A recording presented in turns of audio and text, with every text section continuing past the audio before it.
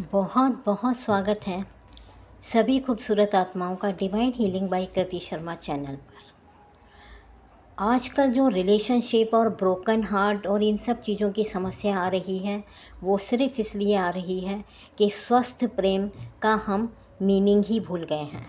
बहुत कम लोग समझ पाते हैं कि स्वस्थ प्रेम क्या होता है, और अक्सर हम अटैचमेंट को ही प्रेम समझ लेते हैं, लेकिन दोनों अलग अलग हैं।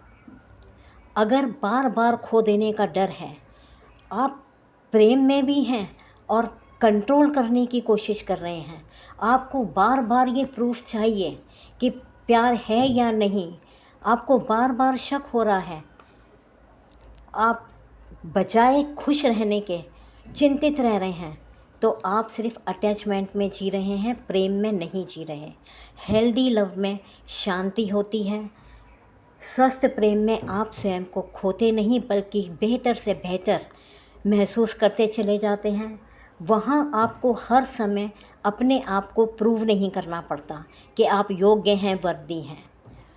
बहुत सारे लोग किसी के टॉक्सिक बिहेवियर को भी प्रेम समझ लेते हैं।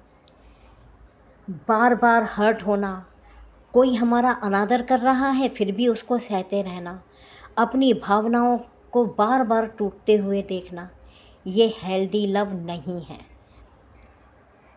हेल्दी लव में संवाद होता है, सम्मान होता है, और भावनात्मक रूप से व्यक्ति स्वयं को बिल्कुल सुरक्षित महसूस करता है। उसे कोई डर नहीं होता खो देने का। उसमें स्पेस भी होता है और आपसी कनेक्शन भी होता है।